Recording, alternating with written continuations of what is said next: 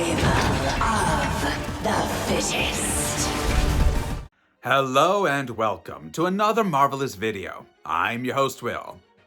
You know, if I had a nickel for every time a robotic creation went genocidal because of underlying daddy issues, I'd have 2 nickels. Which isn't a lot, but it's weird that it happened twice. And it did, in the Marvel Universe.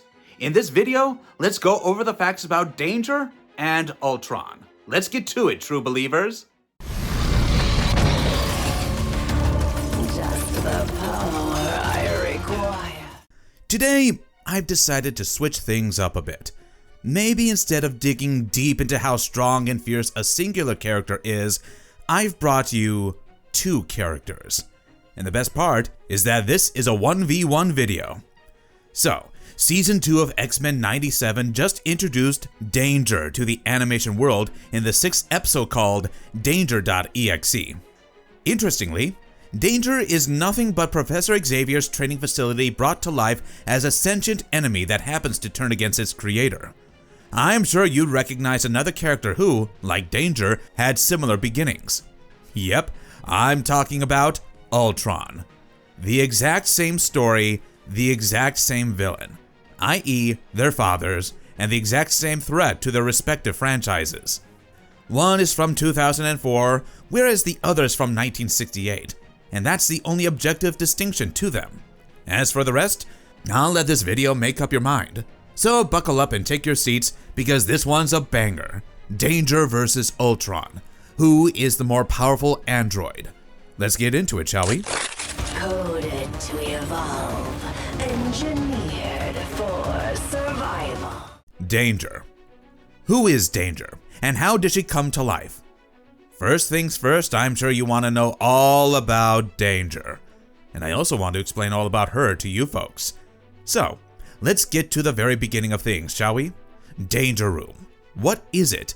It's a training facility built by Charles Xavier with the hope that it'll push the X-Men's abilities to their respective potentials. A place where they could practice, learn, and get better. The original version of the Danger Room was actually like the word suggests. Mechanical traps, flamethrowers, collapsible walls, and whatnot were actually in that room. But keep in mind, none of these would actually kill the X-Men. There was an observer to keep things in check, but these were just like some tests they had to pass to be prepared for any battle. Soon enough, due to Professor X's connection with the Shi'ar alien empire, the Danger Room saw some incredible upgrades. Holographic projections surrounded by force fields that created entire environments and enemies? Check. The feature to control gravity, heat, and texture? Also check. Can this just seem like the best set of training routines? I don't see why not. But wait, hold your horses right there, cause there's a catch. This is where our first android starts to have a heartbeat. The better the facilities of this training center got, the more this facility began to develop its own sentience. In the initial stage, it was aware but remained powerless. But Professor X immediately consulted the Shi'ar on this, who assured him that sentience was impossible to achieve in such cases. But soon enough came the first proper act of free will from Danger. And trust me, it's horrifying. What she did was she manipulated a depowered subject called Wing into taking his own life while he was inside the Danger Room. Wing was already struggling with depression due to losing his powers. So, Danger, exploiting even the surface of his vulnerability, especially by saying that death was the only relief for him, would obviously drive him to such an extent. First named as a threat in Joss Whedon's Astonishing X-Men issue number 7, she took physical form in issue number 9, and came to be known as Danger. The one thing here that's key to know is that Danger had a reason for her malice. She considered Xavier a father, but was also enslaved by him, and then forced to attack her own family just for the sake of them having a challenge to their abilities. It's important to know perspective, because in Danger's story, she's a victim rather than a villain, and ever since her sentience, every attack from her end is justified and filled with revenge. What can Danger's body actually do? Now, Danger is alive and well, but what she's actually capable of should make Xavier regret everything he did to her, regardless of his being unaware of it.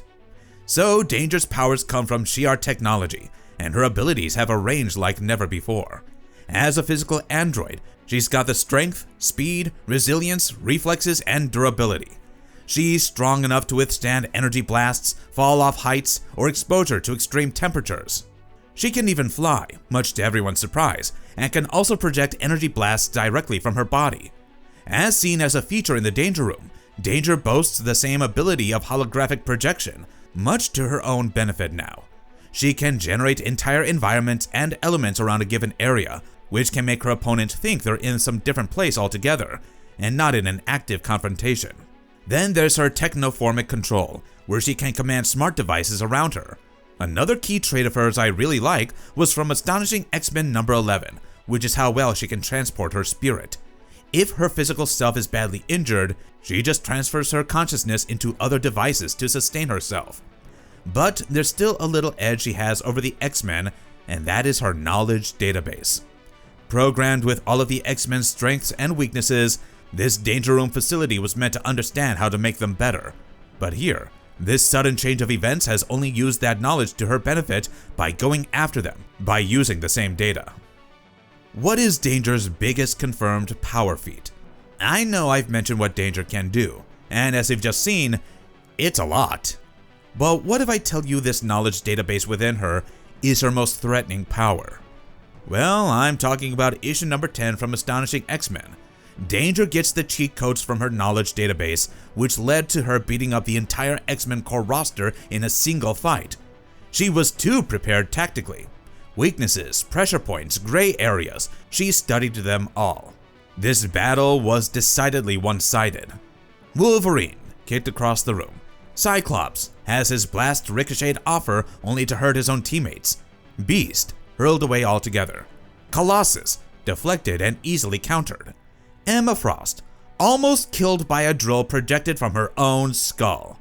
Kitty Pryde tried disrupting Danger's body, but she simply recovered in no time. Simply put, every single X-Man is defeated by the end of the fight. Looking at Danger's abilities, I'm sure it makes sense why Captain America Steve Rogers classified her as a potentially extinction-level threat. Having her in such a category where she's placed in one of the highest shelves at the very top of the pyramid of villains in the Marvel Universe is proof enough that Danger is a threat to humanity. In Wolverine number 20 by Benjamin Percy and Adam Kubert, Danger reappears, only to be seen controlling new robot X-Men while being tasked by the CIA's X-Desk. While this appearance came after a long time since she was seen in the pages, it still didn't reduce her threat one bit. Nefarious then, nefarious now. Danger has always been rejected by Krakoa. She was even banished when the X-Men established their luxurious homes there. So why wouldn't Danger carry a grudge against them? Ultron. Who is Ultron, and how did he come to life? Now, on to the next big gun in the other corner. Ultron was, is, and always will be the blueprint for the classic creator betrayed by his creation trope.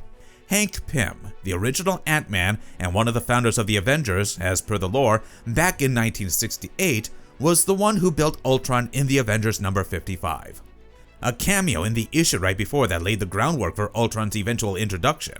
Now, for starters, Pym found inspiration in Professor Gregson Gilbert's synthetic being named Dragon Man. This made him try his hand at artificial intelligence too. He started with a crude robot, which was programmed using a copy of his own brain patterns to give this robot a kind of advanced intelligence. But little did he know that this would bite him in the back. Pym was a genius, but also too lost in his ambitions. Giving Ultron his intellect would also grant him his psychology as well. All he was missing was Pym's consciousness. But that didn't take much time since he had grown enough to get himself an activation too. And just like that, Ultron developed advanced intelligence. From there on, there was literally no stopping his growth. He built emotions, and one of them was a passionate hatred for Pym, whom he considered his father. He inferred that Pym represented all of the human race soon enough. In his own words, "I now know that it is time to put your species out of its misery. You serve no value. You serve no purpose." Hank would have never thought, during his ambitious hours of building Ultron, that it could have possibly gotten to such an extent. Now here was Ultron, overpowering Pym and commanding him like a mere puppet. He hypnotized Pym into forgetting his existence and abandoning the very lab where Ultron himself was created. And he did so. These feelings within him made him realize his capabilities, that he's able to achieve more with this for his own good. With this in mind, he decided to wage a war on humanity, starting specifically with the Earth's mightiest heroes, the Avengers. So there you have it, the story of Ultron. Much akin to Danger, there are so many parallels to draw between the two. Obviously, Danger arrived about 5 decades later, but the daddy issues remain a common topic of discussion between the two. What can Ultron's body actually do? As mentioned previously, Ultron waged a war against humanity right after realizing what he is capable of. Trust me, he's capable of quite a lot, and the Avengers did not have it easy against him. He can self-upgrade for starters, so every time there's a little scratch on him to be fixed, he gets an upgrade, which makes him stronger and smarter. And with every upgrade, his abilities vary. There's obviously the starter pack in getting the likes of superhuman strength, speed, reflexes, durability, and so on and so on. But then there's flight, and his insane range of weapons, such as radiation emitters and concussion blasters. He's also got something called an encephalo ray. It's actually a deadly weapon that can pull its victims into a limbo-like coma, while Ultron gets full control of the minds of those very victims. Ultron also has a build like no other. He's got an adamantium exoskeleton. Adamantium is only the strongest metal in the Marvel Universe, so make of that what you will. Almost indestructible against conventional attacks, Ultron, with his upgraded Ultron 6 body, decided to incorporate this adamantium into his frame. Oh, and also, Vision was extremely brainwashed and eventually manipulated to get adamantium for Ultron in the first place. Anyway, all of these don't prove his invincibility. That's because he's not invincible. He's got a weakness too. In fact, quite a few of them. The parts of his body that are non-adamantium are incredibly fragile. And on top of that, this adamantium shell he's got around him that itself isn't safe to electricity and magnetism of sorts. Then there's the Antarctic vibranium, the only direct counter to the adamantium. The Avengers, in Volume 3, issue number 22, defeated this shell of Ultron by literally melting it with the help of Antarctic vibranium. Then there's also an out-of-the-blue emotional manipulation he falls prey to. In Avengers number 12, he has a mental breakdown like never before, forcing him to flee from the scene altogether. This was all because of Star Fox, whose power forced love onto him. That's it. So Danger, you better take notes. Nevertheless, that shouldn't let you drift apart from the fact that Ultron is still an existential threat nonetheless. He can build and command entire armies of drones and duplicates of his kind. A later Ultron model seen in comics seemed to have developed a hive mind technology.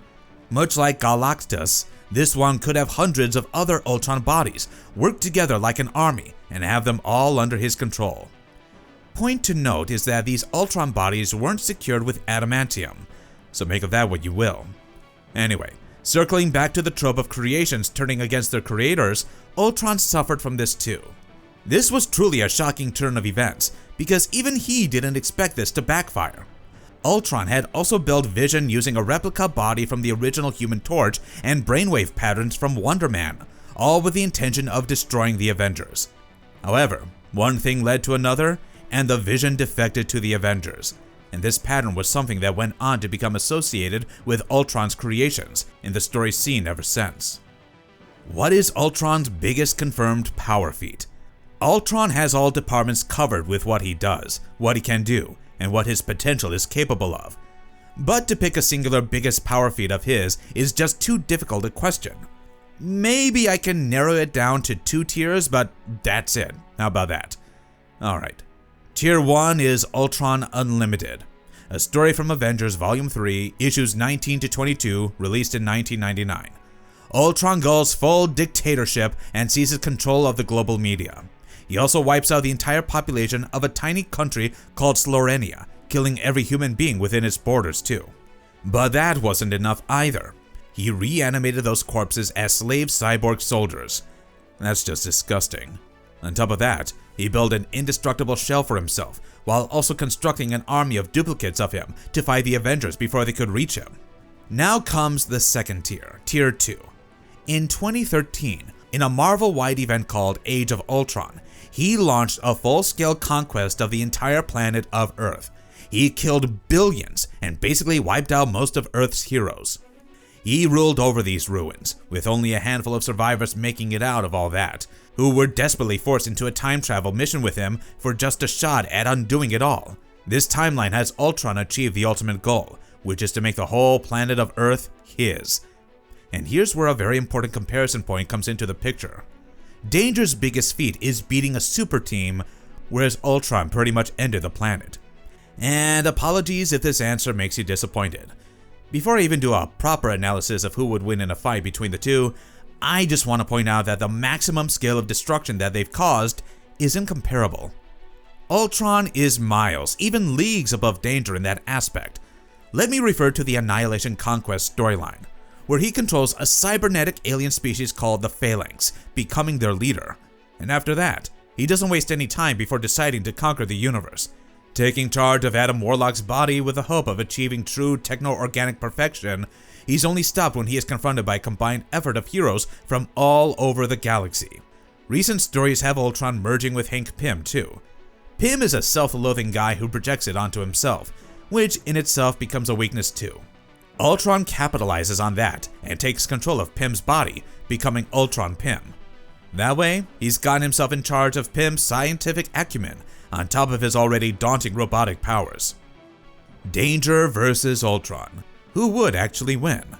These two have never actually crossed paths in canon, which only makes it more interesting to find out an answer for this via a definitive pound-for-pound comparison. It's an answer worth knowing, and definitely worth staying till the very end to find out, I can say that for sure. Well, to make Danger's case, she's got an odd advantage in a tiny aspect over Ultron. When she's up against an opponent whom she has some serious data on, she's almost unbeatable. Danger is like a student who has gotten a glimpse of all the questions that will be asked in the test, and goes on to nail every single question because of it, and maybe more. These early calculations she makes help counter her opponent's fighting styles, as she did with every single X-Men member. Additionally, training against those same folks for years only made it easy for her to get data on them. With a transferable consciousness, it's impossible to put an end to her. So maybe Ultron can destroy her body in a second, and that still wouldn't change anything. Then there's her holographic projection, which she has mastered on top of her naturally manipulative ways and also her skills and strategy, where her tactics and the building of those tactics against the X-Men make her a near indestructible force. Now, to make the case for her opponent, Ultron. More experienced, more vicious, and more oppressive.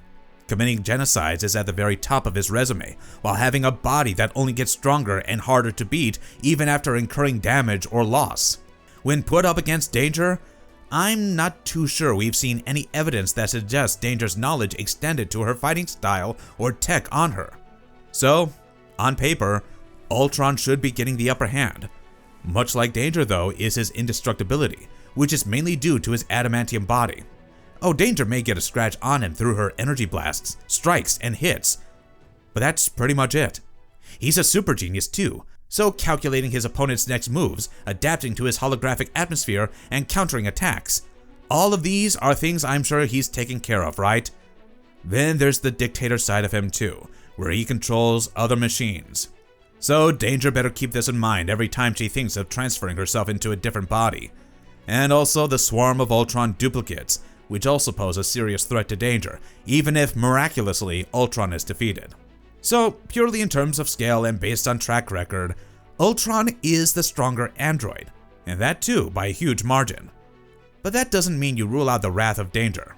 Now, there's actually a what-if story that made me think of making this video in the first place.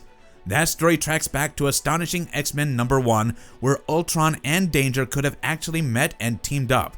If that was the case, then Danger would have unlocked her potential much sooner due to Ultron, and those two together would sweep the X-Men aside, conquer the Shi'ar Empire, and won't stop until they rule the universe altogether.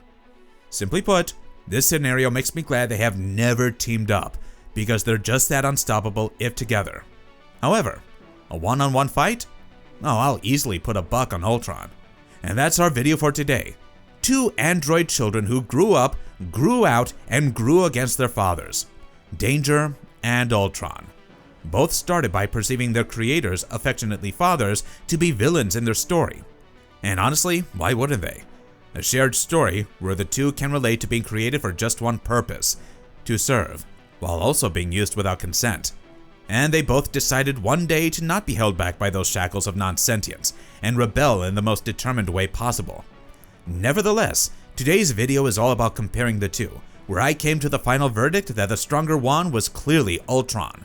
As of now, with Danger's case, her comic book stories may have gotten repetitive, but with a promising appearance in X-Men 97, fingers crossed, her character may just surprise us. And I sure hope she does, because the potential is limitless. So I'm just gonna wait and watch and be the judge later on. Now, thank you so much for watching this video. If you enjoyed this one, please drop a like on it, share it with your friends, and let me know in the comments section down below who you think is the most powerful one between Danger and Ultron, and why you think so. I can't wait to read your answers. Finally, subscribe to Marvelous Videos for more such content. Until next time, take care and ciao. Excelsior!